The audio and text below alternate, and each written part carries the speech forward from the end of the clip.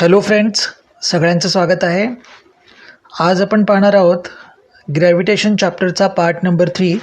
त्याच्यामध्ये आपण page number 7 to 10 मधले सगळे कॉन्सेप्ट क्लिअर करणार आहोत. तर सुरू करूयात ग्रॅव्हिटेशनल फोर्स जो की अर्थचा आहे त्याच्यापासून. तर अर्थ ग्रॅव्हिटेशनल फोर्स काय आहे, तर अर्थ कुठलीही वस्तू आपल्याकडे अट्रॅक्ट करून घेते ही जी क्षमता आहे त्याला म्हणतात अर्थ ग्रॅव्हिटेशनल फोर्स. आपण हे समजून घेऊयात. इथे एक एक्झाम्पल तुम्हाला दिसतं आहे. त्या एक्झाम्पलमध्ये एक बॉय बॉलला थ्रो करतो आहे वरती. जेव्हा तो बॉलला वरती थ्रो करतो तेव्हा इनिशियल वेलॉसिटी खूप हाय असते. जसं जसं बॉल वर जायला लागतो तशी तशी त्याची वेलॉसिटी कमी कमी होत जाते. ही कशामुळं, तर अर्थच्या ग्रॅव्हिटेशनल फोर्समुळं. एका सर्टन हाईटला गेल्यानंतर त्याची वेलॉसिटी 0 होते आणि त्याच्यानंतर परत बॉल हळूहळू खाली यायला लागतो. आता हा खाली का येतो, कारण अर्थ त्याला खाली ओढते. म्हणजे अर्थचा ग्रॅव्हिटेशनल फोर्स आहे तो एक्झिस्ट करतो, म्हणूनच तो बॉल एका सर्टन लिमिटपर्यंत जातो. तिथं त्याची वेलॉसिटी 0 येते आणि नंतर वेलॉसिटी वाढत वाढत जाते. त्यालाच काय म्हणतो आपण, अर्थ ग्रॅव्हिटेशनल फोर्स. आता एक एक्झाम्पल आहे तुमचं पेज नंबर 7 वरती. तर ते एक्झाम्पल असं आहे, calculate the gravitational force due to earth on the Mahindra in the earlier example. Page number तुमचं 6 वरती एक एक्झाम्पल आहे महिंद्रा. त्या महिंद्राचं वेट दिलेलं होतं तिथं त्याने 75 kg. तुम्हाला अर्थचं वेट माहिती आहे 6 × 10⁻24 kg. आणि इथं रेडियस ऑफ अर्थ, कारण महिंद्रा हा सरफेसवरती आहे अर्थच्या असं आपण कन्सिडर करू. आणि अर्थच्या सेंटरपासून महिंद्राचं डिस्टन्स हे आपण पकडू अर्थची रेडियस. तर आपल्याला या दोघांमधला ॲट्रॅक्टिव्ह फोर्स माहिती आहे. तो फोर्सचा फॉर्म्युला आहे F = इथं तुम्ही बघू शकता त्या फोर्सचा फॉर्म्युला आहे F = G × m1 × m2 / r². बरोबर. तर हाच फॉर्म्युला तुम्हाला यूज करायचा आहे. आणि या फॉर्म्युल्यामध्ये तुमचा फोर्स ऑफ अट्रॅक्शन कॅल्क्युलेट काय सांगितलं त्याने, कॅल्क्युलेट द ग्रॅव्हिटेशनल फोर्स. तर हाच असेल ग्रॅव्हिटेशनल फोर्स, म्हणजेच force of attraction of earth on Mahindra. तर तो तुम्हाला काढायचा आहे. जीची व्हॅल्यू तुम्हाला माहिती आहे 6.67 × 10⁻11. तर या सगळ्या व्हॅल्यू पुट केल्या इथं तुम्ही. आणि व्हॅल्यू पुट केल्यानंतर बघा, जीची व्हॅल्यू तुम्ही पुट केली इथं. त्याच्यानंतर 75 kg महिंद्राचं वेट, 6 × 10⁻24 हे जे आहे ते मास ऑफ अर्थ. आणि त्याच्यानंतर 6.4 × 10⁻6चा स्क्वेअर, म्हणजे दोघांमधलं जे डिस्टन्स आहे ते रेडियस ऑफ अर्थ आहे. हे जर तुम्ही कन्सिडर केलं तर तुम्हाला इथं दिसतं आहे जो काही फोर्स अट्रॅक्टिव्ह फोर्स महिंद्रावरती आहे आणि महिंद्राचा जो काही फोर्स अर्थवरती आहे तो अट्रॅक्टिव्ह फोर्स किती आहे, 733 न्यूटन. तोच आहे तुमचा याच्यामधला ग्रॅव्हिटेशनल फोर्स 733. जर तुम्ही पेज नंबर 6 वरती बघितलं, विराट आणि महेंद्र यांच्यामध्ये जो अट्रॅक्टिव्ह फोर्स होता तो फक्त 4.002 × 10⁻7 न्यूटन होता. पण इथं हा फोर्स खूप जास्त आहे. या एक्झाम्पलमध्ये फोर्स आलेला आहे 733 Newton. Next example, second example तुम्ही बघू शकता. सेकंड एक्झाम्पल आहे starting from rest. What will be the Mahindra's velocity after 1 second if he falling down due to the gravitational force of earth. आता इथं जो फोर्स त्यांनी सांगितलेला आहे तो ग्रॅव्हिटेशनल फोर्स ऑफ अर्थनी सांगितलेला आहे. तर तुम्ही पाहू शकता initial velocity starting from rest असल्यामुळे इनिशियल वेलॉसिटी असणार 0. तर U = 0. आता याच्यामध्ये आपल्याला विचारलं काय त्यांनी, तर वेलॉसिटी आफ्टर 1 सेकंद. 1 सेकंद हा टाईम दिला आणि वेलॉसिटी विचारली. तर न्यूटनचं पहिलं इक्वेशन V = U + AT याच्याने प्रॉब्लेम सॉल्व्ह होणार. कारण इथं आपल्याला फायनल वेलॉसिटी म्हणजे कॅपिटल V विचारलेला आहे. तर आपल्याकडे फॉर्म्युला आहे V = U + AT. हा जो फॉर्म्युला आहे त्याच्याने प्रॉब्लेम सॉल्व्ह होणार. परंतु आपल्याला या फॉर्म्युल्यामध्ये V काढायचा, U दिलेला आहे, A मात्र दिलेला नाही आहे. तर तो आपल्याला स्वतः काढावा लागेल. तर A कसं काढणार याच्यामध्ये, तर महिंद्राच ॲक्सेलरेशन आपल्याला जे काढायचं आहे ते एचं फॉर्म्युला, जसं की न्यूटन सेकंड लॉच्या हिशोबाने F = मास × ॲक्सेलरेशन तुम्हाला माहिती आहे. तर त्याच्यावरून एचा फॉर्म्युला लिहिला A = F/m. फोर्स आपण आत्ताच काढला, ग्रॅव्हिटेशनल अट्रॅक्टिव्ह फोर्स, आणि डिवायडेड बाय m म्हणजे मास ऑफ महिंद्रा. तर ह्या दोघांचं कॅल्क्युलेशन केल्यानंतर 733 / 75 जेव्हा आपण करतो तेव्हा आन्सर येतं 9.77. तर ही व्हॅल्यू आपल्याला पुट करायची आहे V = U + AT मध्ये. V आपल्याला काढायचा आहे, U 0 आहे, Aची व्हॅल्यू 9.77 आहे आणि T दिलेला आहे 1 सेकंद. तेव्हा आपल्याला जी वेलॉसिटी मिळते ती वेलॉसिटी आहे 9.77 मीटर/सेकंद.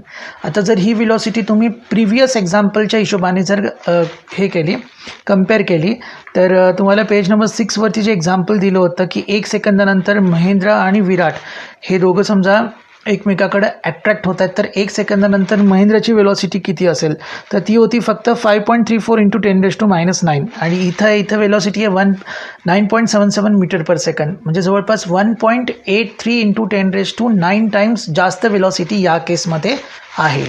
नेक्स्ट एक्झाम्पल बघा. आता नेक्स्ट आपल्याला क्वेश्चन विचारलेलं आहे, यूज युअर ब्रेनमध्ये 2 मोठे क्वेश्चन आहेत, ते आपण सॉल्व करू. पेज नंबर 7 वरती. If the earth attracts an apple toward itself, the apple also attracts earth toward itself with the same force. हे तुम्हाला माहिती आहे. म्हणजे जेव्हा 2 वस्तू एकमेकांवरती फोर्स ऑफ अट्रॅक्शन करतात, अट्रॅक्टिव्ह फोर्स करतात according to the gravitational force law, ज्याच्या हिशोबाने दोघं एकमेकांवरती सेम फोर्स एक्झर्ट करतात. Why then does the apple fall towards the earth but earth does not move toward the apple? मग आपण बघतो ॲपल अर्थवरती येऊन पडतं, पण अर्थ काही मूव्ह होत नाही. असं का होतं, तर समजून घेऊयात सगळेजण. नीट लक्ष द्या सगळेजण. कन्सिडर करा, इथे एक ॲपल आहे, तो ॲपल पडतो आहे अर्थवरती. हा जो अट्रॅक्टिव्ह फोर्स आहे किंवा पृथ्वी किंवा अर्थ जो अट्रॅक्टिव्ह फोर्स ॲपलकडे देतो आहे किंवा ॲपल अट्रॅक्टिव्ह फोर्स जो अर्थकडे देतो आहे, तर फोर्सचा फॉर्म्युला आहे F = मास इंटू ॲक्सेलरेशन. बरोबर ना. F = अजून एक फॉर्म्युला जो फोर्स आहे F = मास इंटू ॲक्सेलरेशन.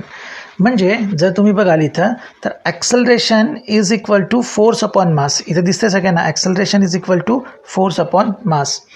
जर तुम्ही पाहिलं या फॉर्म्युल्याच्या हिशोबाने ॲक्सेलरेशन हे इन्व्हर्सली प्रपोर्शनल आहे मासशी. समजून घ्या सगळेजण, ॲक्सेलरेशन हे इन्व्हर्सली प्रपोर्शनल आहे मासशी. ॲक्सेलरेशन म्हणजे काय, की वेलॉसिटीमध्ये जी वाढ होते त्याला आपण ॲक्सेलरेशन म्हणतो. बरोबर आहे ना.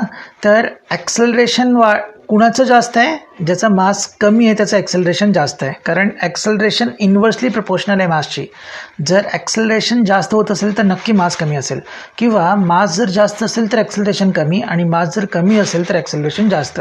आता केस ही तर ॲपलचं मास खूप कमी आहे ॲज कम्पॅरेटिव्ह टू, बघू शकता तुम्ही, ॲपलचं मास आणि अर्थचं मास. तर अर्थचं मास खूप खूप खूप जास्त आहे ॲज कम्पॅरेटिव्ह टू ॲपलचं मास. म्हणजे अर्थची ॲक्सेलरेशन उलट असणार, खूप खूप कमी असणार. कशाच्या कम्पॅरेटिव्हनी, ॲपलच्या कम्पॅरिझननी. कम्पॅरेटिव्ह जर केलं, ॲपलचं ॲक्सेलरेशन खूप जास्त असेल, म्हणजे ॲपलची ॲट्रॅक्ट होण्याची वेलॉसिटी जास्त असेल, त्या मानाने पृथ्वीची काहीच नसेल, म्हणून पृथ्वी हलत नाही किंवा अर्थ हलत नाही आणि ॲपल पृथ्वीवरती येऊन पडतं. नेक्स्ट एक्झाम्पल आहे त्यांनी दिलेला क्वेश्चन आहे. Next, a gravitational force due to the earth also acts on the moon because of which it revolves around the earth. हे तुम्हाला माहिती आहे की जसं की सेंट्रिपिटल फोर्स आहे. सेंट्रिपिटल फोर्स म्हणजेच काय, ॲट्रॅक्टिव्ह फोर्स, आणि त्याच्यामुळंच सनच्या भोवती पृथ्वी फिरते आणि पृथ्वीभोवती तुमचा मून फिरतो. सिमिलर आहे ना. आणि similar situation exist for the artificial satellite orbiting the earth. बरोबर, त्याच पद्धतीने सॅटेलाईट पण अर्थच्या भोवती फिरतात. The moon and the satellite, artificial satellites orbits the earth. The earth attracts them towards itself, but unlike the falling Apple they do not fall on the अर्थ. Y? बघा, ह्याच्यात एकच आहे की जो तुमचा ॲन्सर असं आहे याच्यामध्ये, तुमच्या केसमध्ये हे जे सॅटेलाईट किंवा मून फिरत आहेत, बरोबर, त्यांच्यावरही अर्थचा ॲट्रॅक्टिव्ह फोर्स आहे, बट त्यांना एक त्यांची नॅचरल वेलॉसिटी आहे. त्या वेलॉसिटी जर 0 झाली तर निश्चित हे फॉल होणार अर्थवरती, पण यांची वेलॉसिटी जोपर्यंत एक्झिस्ट आहे तोपर्यंत हे ऑर्बिटमध्ये फिरत राहणार. This is because of the velocity of the moon and the satellite along their orbits. If this velocity was not there they would be fallen on the earth. समजलं असेल तुम्हाला. आता आपण जाऊयात पेज नंबर 8 वरती. तर पेज नंबर 8 वरती तुम्हाला कॉन्सेप्ट दिलेला आहे अर्थ्स ग्रॅव्हिटेशनल ॲक्सिलरेशन. आता जर फोर्स तुम्हाला माहिती आहे, कुठलाही फोर्स जर एखादी तुम्ही ऑब्जेक्टला लावला तर त्याच्या मोशनमध्ये फरक पडतो, म्हणजे त्याची वेलॉसिटी वाढते, त्यालाच म्हणतो आपण त्याचं ॲक्सेलरेशन होतं. करेक्ट ना.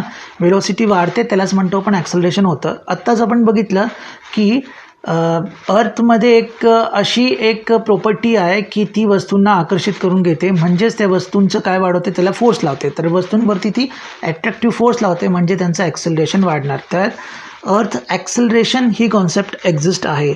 इथे एक एक्झाम्पल मी तुम्हाला दाखवतो, खूप महत्त्वाचं एक्झाम्पल आहे. आता बघा, इथं एक स्टीलचे बॉल्स आहेत जे की फॉल होत आहेत, तुम्हाला इथे दिसत आहेत. तर मी हे 1 सेकंडचे टाईम इंटरवल घेतलेले आहेत. 1, 2, 3, 4 आणि 5. तर पहिल्या 1 सेकंदात तुम्ही बघू शकता की त्याची वेलॉसिटी कमी आहे म्हणून त्याची डिस्प्लेसमेंट कमी होते. दुसऱ्यामध्ये थोडीशी वेलॉसिटी वाढली, तिसऱ्यामध्ये आणखीन वाढली, चौथ्यामध्ये बघा गॅप वाढत चालला आहे. हा गॅप वाढत चालला आहे याचा अर्थ वेलॉसिटी वाढते. यालाच म्हणतो आपण अर्थ ग्रॅव्हिटेशनल ॲक्सेलरेशन. अर्थ ग्रॅव्हिटेशनल ॲक्सेलरेशन स्मॉल जीने आपल्याला दाखवतात. एक्झाम्पलवरून तुम्हाला कळलं असेल. व्हॉट वूड, आता तुम्ही हे बघू शकता पेज नंबर 8 वरती थिंक अबाउट इटमध्ये क्वेश्चन नंबर 1 दिलेला आहे. What would happen if there were no gravity. जर ग्रॅव्हिटीच जर नसेल तर काय होईल? तर answer is what, there will no attractive forces between any two object or particles नसतील आणि त्याच्यामुळे या काही सिस्टीम ज्या आहेत सोलार सिस्टीम, आता या अट्रॅक्टिव्ह फोर्समुळेच तर एक्झिस्ट आहेत ना. जसे की आपली सोलार सिस्टीम झाली, मून जो रिव्हॉल्व करतं आहे हे काहीच नसणार आहे किंवा गॅलेक्सी नसणार आहे. तर याचं आन्सर हे आहे. क्वेश्चन नंबर 2 आहे what would happen if the value of G was twice as large. आता याच्यात 2 केसेस आहेत बरोबर. तर याचा अट्रॅक्टिव्ह फोर्सवरती, ग्रॅव्हिटेशनल अट्रॅक्टिव्ह फोर्सवरती काय परिणाम होतो आणि जी म्हणजे ग्रॅव्हिटेशनल ॲक्सिलरेशनवरती काय परिणाम होतो हे दोन्ही आपण बघूयात. बघा फर्स्ट तुम्हाला माहिती आहे फोर्स ऑफ अट्रॅक्शनचा जो काही फॉर्म्युला आहे F=g×m1×m2 डिवायडेड बाय d² हा आहे. हां बरोबर. ह्याला मी देतो इक्वेशन नंबर 1. आपल्याला काय करायचं आहे? जी डबल करायचं आहे. जी म्हणजे काय? Gravitational constant, universal gravitational constant double करायचा आहे. बघा या एक्झाम्पलमध्ये जर जी मी डबल केला तर हा जो F1 घेतो आहे तो नवीन आहे, हा नवीन अट्रॅक्टिव्ह फोर्स आहे. तर मी काय केलं? जीच्या ठिकाणी 2g घेतला. तर इक्वेशन अशा प्रकारे होईल. आता मी याच्यातून 2 कॉमन काढतो आणि याच्यामध्ये शिल्लक काय राहतं? g×m1×m2 डिवायडेड बाय d² हे शिल्लक राहतं. आता हे जे आहे फ्रॉम 1 तुम्ही बघू शकता ह्याची व्हॅल्यू आहे F. तर तुमचा नवीन जो अट्रॅक्टिव्ह फोर्स झाला F1 इज इक्वल टू काय झालेला आहे? तुमचा F1 इज इक्वल टू या केसमध्ये तुम्ही बघू शकता F1 हा झालेला आहे तुमचा 2F म्हणजे ट्वाईस डबल झालेला आहे. करेक्ट ना? F1 झालेला आहे ट्वाईस. सेकंड एक्झाम्पलमध्ये तुम्ही बघू शकता एक्झाम्पल नंबर 2मध्ये हे मी आत्ता तुम्हाला प्रूव्ह करून दाखवतो. हा जो फॉर्म्युला आहे G=gm/r². बरोबर. आता पुढच्या नेक्स्ट स्टेपमध्ये मी प्रूव्ह करून दाखवतो.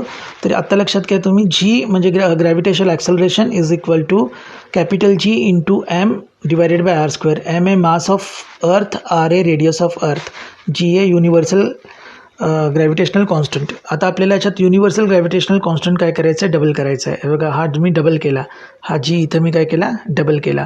तर G1 जो नवीन तुमचा ग्रॅव्हिटेशनल ॲक्सेलरेशन मिळणार आहे तो झाला 2gm divided by r². But we know that gm divided by r² is what according to equation number 2 तो आहे तुमचा स्मॉल g ग्रॅव्हिटेशनल ॲक्सेलरेशन. म्हणजे जो नवीन ग्रॅव्हिटेशनल ॲक्सेलरेशन आपल्याला मिळाला तो आहे परत डबल, आधीच्या ॲक्सेलरेशनपेक्षा डबल. म्हणजे याच्यावरून तुम्हाला काय समजलं? What would happen if the value of G was twice as large. जर आपण जीची व्हॅल्यू जर डबल केली तर attractive force between two objects हे पण डबल होणार.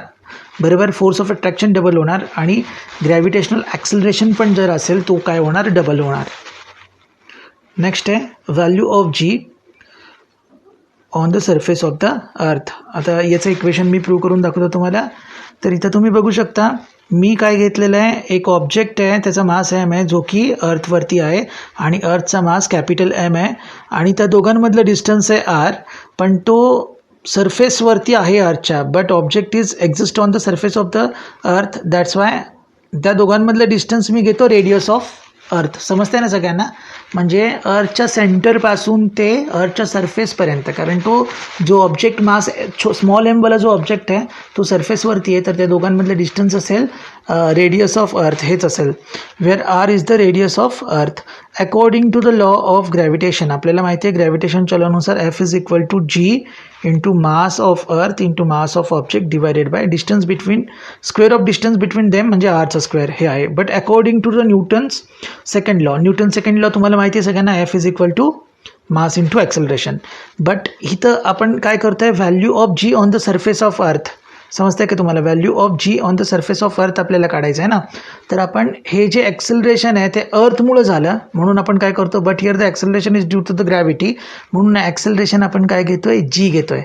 हे ॲक्सेलरेशन ग्रॅव्हिटेशनल ॲक्सेलरेशन म्हणून घेतो आहे. म्हणून हा फॉर्म्युला काय झाला? F=mg. आता हे इक्वेशन 1 आणि इक्वेशन 2 मध्ये लेफ्ट हँड साईडला तुम्ही दोघं बघू शकता हे आहे तुमचं फोर्स. बरोबर. आणि त्याच्यामुळं मी राईट हँड साईड या दोघांची कंपेअर करतो. तर कंपेअर केल्यानंतर फ्रॉम 1 and 2 तुम्हाला दिसतं आहे mg is equal to GMM divided by R square. Mass cut झाले, मास ऑफ ऑब्जेक्ट दोन्ही साईडून कट झाले आणि ग्रॅव्हिटेशन ॲक्सेलरेशनचा जो फॉर्म्युला आहे तो आला G is equal to capital G into capital M divided by capital R square. म्हणजे gravitational acceleration म्हणजे काय, universal gravitation constant into mass of earth divided by radius of अर्थचा स्क्वेअर. हा आला तुमचा G. आता याची एक्झॅक्ट व्हॅल्यू किती येते ते बघा. तर हा फॉर्म्युला आत्ताच आपण जस्ट बघितला, हा फॉर्म्युला आहे वरचा. तर याच्यामध्ये जीची व्हॅल्यू 6.67 इंटू 10⁻11, मास ऑफ अर्थ 6 इंटू 10⁻24, रेडियस ऑफ अर्थ 6.4 इंटू 10⁻6. या सगळ्यांचं कॅल्क्युलेशन केलं तर जीची व्हॅल्यू आली ती किती आली, g is equal to 9.77 metre per second square. ही आली तुमची ग्रॅव्हिटेशन ॲक्सेलरेशनची व्हॅल्यू. आता काही क्वेश्चन दिलेले आहेत तुमच्या बुकमध्ये, ते क्वेश्चन आपण सॉल्व करू. क्वेश्चन आहे पेज नंबर 8 वरती दिलेला आहे. कॅन यू टेलमध्ये what would be the value of g on the surface of the earth if its mass was twice as large and its radius half of what it is now. म्हणजे तो जो object आहे त्याचा मास आपल्याला double करायचा आहे आणि अर्थचा मास आपल्याला डबल करायचा आहे. तर जीची व्हॅल्यू काय होईल आणि त्याचप्रमाणे आपल्याला अर्थची रेडियस काय करायची, हाफ करायची आहे. चला आपण बघूयात कसं सॉल्व करायचं आहे. तर इथं तुम्हाला दिसतं आहे मी प्रॉब्लेम सॉल्व केलेला आहे. जी हा फॉर्म्युला आहे आपल्याला gravitational acceleration G is equal to GM upon R square. पण आपल्याला मास डबल करायचं आहे आणि रेडियस हाफ करायची आहे. ठीक आहे, तर मी मास केला डबल. G1 इज आता नवीन जो ग्रॅव्हिटेशनल ॲक्सेलरेशन मिळणार आहे त्याला मी म्हटलं G1, बरोबर आहे. तर मी त्याच्यामध्ये व्हॅल्यू पुट केला. जो आधीचा मास होता एमच्या ठिकाणी लिहिलं 2m आणि आरच्या ठिकाणी काय लिहिणार आहे मी, r/2 ब्रॅकेटचा स्क्वेअर. जेव्हा मी r/2 ब्रॅकेटचा स्क्वेअर करतो आहे, इथं बघा हा 2 कॉमन काढला मी, r/2 ब्रॅकेटचा स्क्वेअर केला तर आर स्क्वेअर डिवायडेड बाय 2चा स्क्वेअर होईल 4. 2चा स्क्वेअर काय होईल 4. तर हा 4 आणि 2 हे इंटू होतील, मल्टिप्लिकेशन होईल तुमचं. मग हे होईल 8 GM upon R square. But we know that GM upon R square म्हणजेच काय, स्मॉल जी ग्रॅव्हिटेशनल ॲक्सेलरेशन आहे, जे की आधीचं होतं. तर नवीन जो तुमचा G1 आलेला आहे म्हणजे ग्रॅव्हिटेशनल ॲक्सेलरेशन जो नवीन आलेला आहे तो 8 टाइम्स काय असेल, बिगर असेल. कशापेक्षा, आधीच्या ग्रॅव्हिटेशनल ॲक्सेलरेशनपेक्षा. इथं आला G1 is equal to 8 into G. म्हणजे काय, जर मी काय केलं, अर्थचा मास जर ट्वाईस केला, डबल केला आणि त्याची रेडियस जर हाफ केली तर ग्रॅव्हिटेशन ॲक्सेलरेशन 8 टाइम्स इन्क्रीज होणार, वाढणार. आता आपल्याला बघायचं आहे variation in the value of g. जीची व्हॅल्यू कुठल्या कुठल्या गोष्टीने व्हेरी होते. तर याच्यात पहिली गोष्ट आहे की change along the surface of the earth. अर्थच्या सरफेसवरती काय याचा परिणाम होतो. आता तुम्हीच मला सांगा की आपल्याकडे तर फॉर्म्युला आहे g is equal to GM upon R square. हा फॉर्म्युला सगळ्यांना पाठ आहे. आता याच्यात अर्थची सरफेस म्हणजे अर्थची रेडियस सगळीकडे सारखी नाही आहे. कुठं कुठं तिथं खड्डे आहेत तर कुठं कुठं काय डोंगर आहेत, बरोबर, अशा प्रकारे आहे, खालीवर असं आहे. त्याच्यामुळं निश्चितच व्हेरिएशन त्याच्यात असणार सरफेसवरती. बट जर एक मोठी स्टडी केली तर इक्वेटरला अर्थचा रेडियस जास्त आहे पोलपेक्षा, बरोबर ना. मग इक्वेटरला जर रेडियस जर जास्त असेल तर तुम्हाला माहिती आहे, so acceleration due to gravity is more at the pole. जिथं रेडियस जास्त तर ॲक्सेलरेशन कमी आणि रेडियस कमी तर ॲक्सेलरेशन जास्त. तर इक्वेटरवरती तुमची काय असेल, ॲक्सेलरेशन कमी असेल आणि पोलवरती तुमची ग्रॅव्हिटेशनल ॲक्सेलरेशन काय असेल, जास्त असेल. So acceleration due to the gravity is more at the pole than at the equator, कारण इक्वेटरवरती रेडियस जास्त आहे. तुम्ही या फॉर्म्युल्यामध्ये बघू शकता, रेडियस वाढली तर जीची व्हॅल्यू कमी होणार, रेडियस कमी झाली कारण तो डिवाइडला आहे ना. तर रेडियस जर वाढली तर जीची व्हॅल्यू काय होणार, कमी, आणि रेडियस जर कमी झाली तर जीची व्हॅल्यू वाढणार. त्याच्यामुळं हे तुम्ही लक्षात ठेवा, इक्वेटरला ॲक्सेलरेशन ग्रॅव्हिटेशनल ॲक्सेलरेशन असणार कमी आणि पोलला ग्रॅव्हिटेशनल ॲक्सेलरेशन असणार जास्त. आता व्हेरिएशन आपण अल्टिट्यूडशी रिलेटेड घेऊया सेकंड टाईम. तर चेंज विथ हाईट आपण त्याला म्हणू, हाईट किंवा अल्टिट्यूड.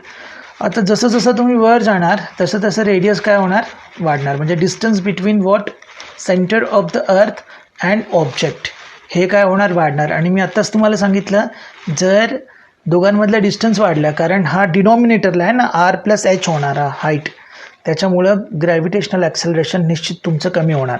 करेक्ट ना? Acceleration due to the gravitation decreases with the height from the surface of the अर्थ.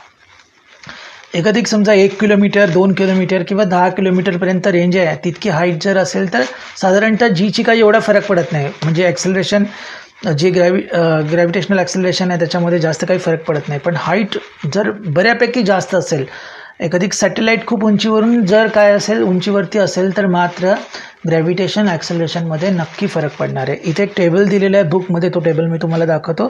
तिथं तुम्हाला स्पष्ट दिलेलं आहे की कुठल्या हाईटवरती किती ग्रॅव्हिटेशनल ॲक्सेलरेशन आहे. समजा सरफेस ऑफ अर्थवरती आहे ॲव्हरेज एखादी जर ऑब्जेक्टची हाईट 0 आहे म्हणजे सरफेसवर ऑफ अर्थवरती आहे तर त्याच्यावरती ग्रॅव्हिटेशनल ॲक्सेलरेशन साधारणतः त्यांनी पकडलेलं आहे 9.8 metre per second square. Mount Everest जो की ज्याची हाईट 8.8 किलोमीटर आहे तिथं पण तेवढंच आहे 9.8. Maximum height reached by manmade balloon जो जवळपास 36 किलोमीटर 36 ते 37 किलोमीटरवरती जो बलून गेला होता तिथं ग्रॅव्हिटेशनल ॲक्सेलरेशन आहे 9.77.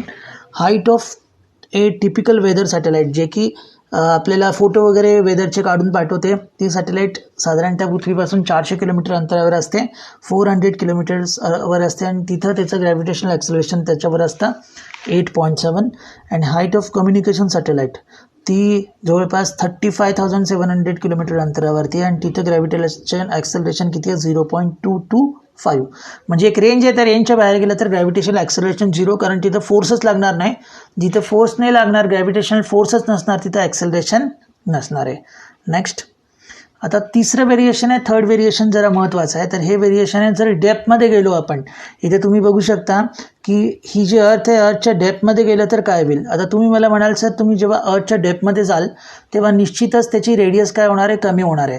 जर रेडियस कमी झाली, मग अशी रेडियस वाढली होती म्हणजे distance between what centre and that object it will be what less in that condition. In the previous condition it was more, but in that condition it is less. आता ही जेव्हा लेस होते तेव्हा निश्चित जी वाढायला पाहिजे. बट एक गोष्ट इथं लक्षात घ्या, जसं जसं तुम्ही अर्थ क्रस्टमध्ये आतमध्ये शिरत असताना बघा, समजा तुम्ही या पॉईंटला आहात तर हे सगळं मास रिमूव्ह होणार. तुम्ही या पॉईंटला आहात तर इतकंच मास कन्सिडर होणार. तर जर फॉर्म्युला बघितला G is equal to capital G into M, त्याच्यातला M कमी होतो आहे म्हणजे 2 फॅक्टरवर डिपेंड आहे. जेव्हा तुम्ही डेप्थमध्ये जाता तेव्हा R आणि M या 2 फॅक्टरवरती काय डिपेंड आहे, तुमचा gravitational acceleration small g depend आहे. मग या दोघांचं जर कॉम्बिनेशन केलं, जर तुम्ही डेप्थमध्ये आतमध्ये चालले तरी तुमचं ॲक्सेलरेशन कमीच होणार. वाढलं पाहिजे होतं पण तसं होत नाही. ॲक्सेलरेशन हे काय होतं, ग्रॅव्हिटेशनल ॲक्सेलरेशन जसं तुम्ही डीपमध्ये जाता तसं कमीच होतं. इथं लिहिलं आहे as combined result of the change in R म्हणजे काय, distance between centre of the earth and the object, and M म्हणजे mass of the earth, the value of G म्हणजे gravitational acceleration decreases as we go deep inside the earth. तर हे तिन्ही condition तुम्हाला कळले असतील की variation in the value of the G, change along the surface of the earth vary होतो, पोलला जास्त आहे इक्वेटरला कमी आहे. त्याच्यानंतर change with the height normally समजा थोडीशी हाईट असेल तर ठीक आहे, जेवढं ॲक्सेलरेशन आहे तेवढंच राहतं. बट हाईट जर खूप वाढली तर ॲक्सेलरेशनमध्ये निश्चित बदल होतो. आणि तिसरी गोष्ट, जेव्हा तुम्ही डीपमध्ये जाता तेव्हा ॲक्सेलरेशन हे परत काय होतं, ग्रॅव्हिटेशनल ॲक्सेलरेशन कमीच होतं, बिकॉज कंबाईंड इफेक्ट लागतो मासचा आणि रेडियसचा दोघांचा पण. नेक्स्ट परत क्वेश्चन आहेत, थिंक अबाउट इटमध्ये 2 क्वेश्चन आहेत, ते क्वेश्चन बघू. Will the direction of gravitational force change as we go inside the earth. तर जेव्हा मी अर्थच्या आतमध्ये जातो तेव्हा ग्रॅव्हिटेशनल फोर्स जो आहे त्याची डायरेक्शन चेंज होते का, तर नाही, त्याची आहे तशीच राहते, याच्यात काही चेंज होत नाही. नेक्स्ट आहे what will be the value of G at the centre of the earth. तर हा क्वेश्चन खूप इम्पॉर्टंट आहे. तर सेंटर ऑफ अर्थ त्याची व्हॅल्यू 0 आहे, याचं कॅल्क्युलेशन आहे, आपण नंतर बघूयात. आता बघा, every planet and the satellite has different mass and radius. काही इन्फॉर्मेशन आहे ते मी देतो आहे की प्रत्येक प्लॅनेट किंवा सॅटेलाईट यांचं मास आणि रेडियस वेगळी असते. आता मास आणि रेडियस वेगळी तर G वेगळा, कारण Gचंच फॉर्म्युला काय, G इज इक्वल टू काय फॉर्म्युला आहे, capital G into M divided bye R square, हा फॉर्म्युला आहे Gचा. मग त्याच्यामुळे त्यांचं ग्रॅव्हिटेशनल ॲक्सेलरेशन वेगवेगळे असणार आहे. आता मून आणि जर अर्थचं जर कम्पॅरिझन तुम्ही केलं तर मून 1/6 आहे बघा तिथं, on the moon it is about 1/6 of the value of the अर्थ. कसलं ग्रॅव्हिटेशनल ॲक्सिलरेशनची व्हॅल्यू काय आहे? 1/6च आहे फक्त. म्हणजे as a result using the same amount of the force we jump 6 times higher on the moon as comparative to the earth. जर मी तितकाच force जर मूनवरती लावला तर मी इथे समजा 1 मीटर उंच उडत असेल तिथं 6 मीटर उंच उडणार लाईक दिस. तो सेम फोर्स जर मी लावला तर याचा अर्थ असा होतो. Next, difference between mass and weight. तर हे डिफरन्स नीट समजून घ्या, खूप महत्त्वाचे आहेत. तर मास काय आहे? It is the measure of number of atoms or amount of the matter in an object. म्हणजे amount of matter in an object याला आपण म्हणू मास. बट वेट काय आहे? It is a force exerted by an object of a fixed mass due to the gravity. त्याला आपण weight म्हणतो. It is a force exerted. Weight एक प्रकारचा फोर्सच आहे असं तुम्ही लक्षात ठेवा. वेट हे is equal to force. Weight आणि फोर्समध्ये काही फरक नाही आहे, त्यांचे युनिट पण सेम आहेत. आता मासमध्ये बघा, it consist it is a constant for body and does not change with the place. आता मास तुम्ही कुठेही जा, चंद्रावरती तुमचा मास फिक्स आहे कारण अमाऊंट ऑफ मॅटर तुमचा फिक्स आहे. किंवा तुम्ही ज्युपिटरवर जा, सॅटर्नवर जा, कुठंही जा, कुठल्याही प्लॅनेटवर जा, कुठल्याही सॅटेलाईटवर जा, कुठेही जा, तुमचा मास काय असणार? फिक्स असणार, कॉन्स्टंट असणार. ही गोष्ट नीट लक्षात ठेवा. बट वेट व्हॅरी होणार. का व्हॅरी होणार?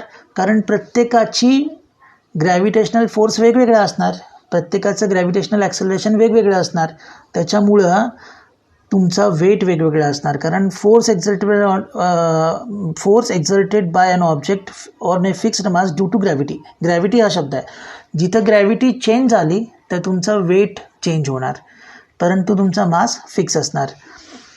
मासचं measured using a beam balance, measured using a spring balance. Mass हा बीम बॅलन्सनी मेजर होतो आणि वेट हा स्प्रिंग बॅलन्सनी मेजर होतो. याचं युनिट आहे SI युनिट किलोग्रॅम आहे मासचं, आणि वेटचं SI युनिट आहे न्यूटन. आता फॉर एक्झाम्पल मी तुम्हाला समजून सांगतो. आपण बोलीभाषेमध्ये तुझं वजन किती, तुझं वेट किती असं म्हणतो. ॲक्च्युली आपण वेट नाही काढत, ते आपण त्यांचं मासच काढत असतो. फॉर एक्झाम्पल बघा, राजीव मास इज 75 kg. त्या वेट नाही म्हटलं आहे, मास म्हटलं आहे. Raju's mass is 75 kg. His weight on the earth. तर वेटचा फॉर्म्युला आहे, वेटचा formula F is equal to mg हाच आहे. म्हणजे अर्थवरती आहे म्हणून अर्थ ग्रॅव्हिटेशनल ॲक्सेलरेशन घेतलं. जर मूनवरती असलं असतं तर मूनचं ग्रॅव्हिटेशनल ॲक्सेलरेशन घेतलं असतं. तर F is equal to mg. मग तो m किती आहे? 75. आणि g इथं आत्ताच आपण बघितला ग्रॅव्हिटेशनल ॲक्सेलरेशनची व्हॅल्यू साधारणतः आपण घेतो 9.8. तर 75 × 9.8 तो झाला 735 न्यूटन. कळलं? म्हणजे 1 kg एखाद्याचं मास असेल तर 9.8 न्यूटन त्याचं वेट असेल. हा मास आणि वेट आहे मधला फरक आहे. Our weighing machine tells us the mass, the two scale balance in the shop compare two weights that is two masses. तर आपण जे काही बाजारात विकत घेतो ते आपल्याला वेट नाही सांगत, ते आपल्याला काय सांगतात? मास सांगतात. क्वेश्चन आहे बघा, page number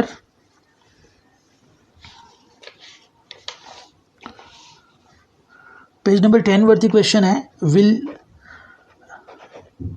use your brain पॉवरमध्ये, will your weight remains constant as you go above the surface of the earth. तर उत्तर आहे नाही. जर मी सर्फेसच्या वरती गेलो, सर्फेस अबाव द अर्थ, मी जर वरती गेलो तर ग्रॅव्हिटेशन ॲक्सेलरेशन चेंज होतं आहे. त्याच्यामुळे जी जर चेंज होतं आहे तर माझं वेट निश्चित काय होणार? चेंज होणार. कारण वेटचा फॉर्म्युला आहे W is equal to mg. हा फॉर्म्युला आहे, बरोबर ना? W is equal to mg जर फॉर्म्युला आहे. जर मी हाईटवरती गेलो तर जी चेंज होणार. जर जी चेंज झाला तर माझं वेट निश्चित चेंज होणार. तर ते कॉन्स्टंट राहत नाही, सेम राहत नाही. नेक्स्ट आहे, suppose you are standing on a tall ladder. If your distance from the centre of the earth is 2r.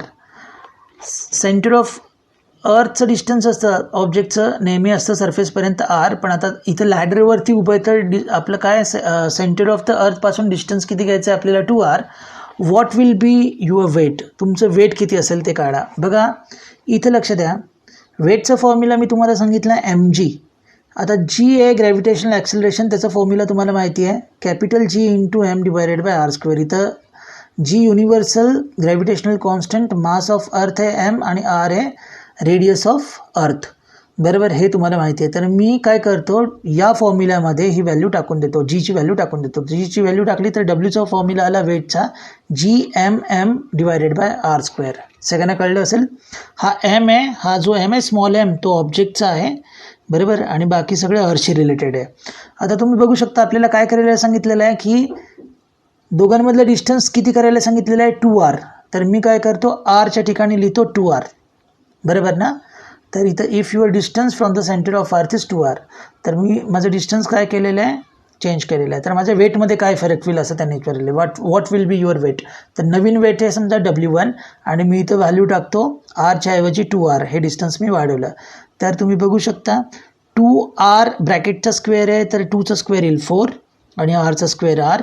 तर नवीन जो वेट जो मिळाला तुम्हाला किती मिळाला W1 is equal to 1/4 into GMM upon R square. पण GMM अपॉन आर स्क्वेअर म्हणजे काय प्रिव्हियस वेट, आधीचंच वेट आहे, बरोबर. तर 1/4, तर नवीन जो वेट मला मिळाला new weight is equal to previous weight divided by 4. म्हणजे जर मी अर्थच्या रेडियसच्या डबल हाईटवरती गेलो, बरोबर आहे, तर माझं वेट 4 पटीने कमी होणार. जेवढं आत्ताचं वेट आहे, समजा माझं 100 किलो वेट आहे आणि मी अर्थच्या रेडियसच्या किती गेलो 2 टाइम्स, अर्थच्या रेडियसच्या 2 टाइम्स हाईटवरती गेलो, तर माझं डिवायडेड बाय 4, 100 डिवायडेड बाय 4 म्हणजे वेट किती होणार आहे फक्त 25, एवढंच वेट होणार आहे. जर 100 न्यूटन माझं वेट असेल तर माझं वेट होणार आहे 25 न्यूटन. सगळ्यांना कळलं असेल. नेक्स्ट बघूयात आपण आता. नेक्स्ट एक एक्झाम्पल दिलेलं आहे सॉल्व करून, सॉल्व एक्झाम्पलमध्ये. तर ते एक्झाम्पल बघा. इफ अ पर्सन वेट्स, खूप इम्पॉर्टंट एक्झाम्पल आहे आणि थोडंसं क्रिटिकल आहे, पण मी तुम्हाला व्यवस्थित समजून सांगायचा प्रयत्न करतो. If a person weighs 750 newton on the earth, एका पर्सनचं वेट आहे 750 न्यूटन अर्थवरती. How much would his weight on the moon if given that moon's mass is 1/80th of the 81th of that of earth and its radius is 1/3.7 of that of earth. आता एक गोष्ट लक्षात ठेवा, आपल्याला weight दिलेलं आहे अर्थवरती. त्याच्यानंतर दुसरी गोष्ट आपल्याला त्यांनी सांगितलेली आहे काय, how much would be his weight on the moon. त्याचं मूनवरचं आपल्याला वेट काढायचं आहे. त्याच्यानंतर त्यांनी आपल्याला काय दिलेलं आहे, 2 रेशो दिलेले आहेत. हे बघा, हा रेशो काय, मून्स मास म्हणजे मूनचं मास जे आपण इकडं पकडणारे मूनचं मास MM आणि अर्थचं मास पकडणारे आपण ME, बरोबर आहे, अर्थचं मास. तर मूनचं मास डिवायडेड बाय अर्थचं मास हे आपल्याला दिलेलं आहे 1/81 आणि इथं मूनची रेडियस डिवायडेड बाय अर्थची रेडियस, हे रेशो दिलेले आहेत आपल्याला. कळलं. आता बघा गिवनमध्ये काय काय दिलेलं आहे, weight of that person on the earth 750 Newton. त्याच्यानंतर रेशो, तर मी रेशो उलटे करून घेतो. इथं मी रेशो घेतो ME डिवायडेड बाय MM म्हणजे काय, मास of earth divided by mass of moon. इथं त्यांनी दिलं होतं मास of moon divided by mass of अर्थ 1/81. तर मी उलटं केलं, मास of earth divided by mass of moon किती 81. तसं सिमिलर वेने मी रेडियस पण उलटी करून घेतली. त्यांनी आपल्याला दिली होती radius of moon divided by radius of earth, मी घेतली radius of earth divided by radius of moon, ती घेतली आपण 3.7. ओके. आता आपल्याला करायचं काय या प्रॉब्लेममध्ये की मास हा फिक्स राहतो, अर्थवरती पण फिक्स राहतो आणि मूनवरती पण फिक्स राहतो, मास फिक्स राहतो. त्याच्यामुळं मी हे जे काही कॅल्क्युलेशन दिलेले आहेत त्याला सगळ्यात पहिले मासमध्ये कन्वर्ट करतो आणि तोच मास मी अप्लाय करतो मूनवरती आणि त्या पद्धतीने मी काय करतो मूनवरती वेट काढतो. बुकमध्ये हा प्रॉब्लेम सॉल्ड आहे. Let the mass of the person is mkg. आता आपल्याला माहिती आहे weight on the mass is equal to mg, बरोबर. इथं weight on the earth weight on the earth is mg. जी आहे अर्थचा ग्रॅव्हिटेशनल ॲक्सेलरेशन. आता अर्थचं ग्रॅव्हिटेशनल ॲक्सेलरेशनचा फॉर्म्युला सगळ्यांना माहिती आहे, तो काय GMM divided by R square. पण इथं मास ऑफ अर्थ आणि रेडियस ऑफ अर्थ आपल्याला घ्यायचं आहे, तर जीची व्हॅल्यू इथं घेतली आपण. आता तुम्ही बघा या केसमध्ये याच्याकडे कॉन्सन्ट्रेट करा.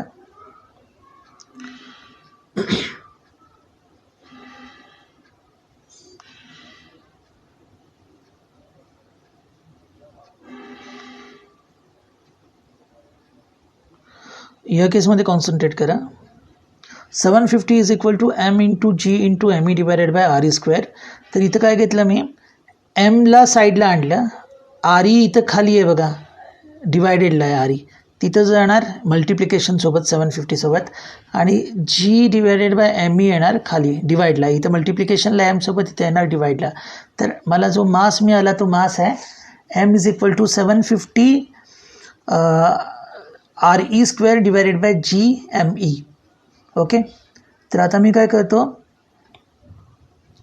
वेट ऑन द मून, बरोबर, वेट ऑन द मून, मूनवरती जे वेट असेल ते किती असेल, तर एम इंटू जी, बरोबर. इथं जी जो घ्यायचा आहे जी ऑफ मून, बरोबर आहे ना, मास तर फिक्स राहतो. Weight on the moon is equal to M into G M, small G M, बरं का, त्यांनी ते दिलेलं नाही आहे, म्हणजे इथे एक त्यांनी स्टेप मिस केलेली आहे. ती काय, ती इथं मी लिहितो एम इंटू जी, जी म्हणजे gravitational acceleration of moon, M, बरोबर आहे. तर जी एमच्या जागी त्यांनी ही गोष्ट ऑलरेडी आधीच टाकलेली आहे, समजते सगळ्यांना. जी एमच्या जागी त्यांनी ही गोष्ट ऑलरेडी इथं टाकलेली आहे. जी एम म्हणजेच काय, capital G into mass of moon divided by radius of मूनचा स्क्वेअर. ठीक आहे, तर आता जो हा एम आहे तो तर फिक्स आहे, तो तर अर्थवरती आपण ऑलरेडी काढलेला आहे, अर्थवरती हा आपण ऑलरेडी इथं काढलेला आहे.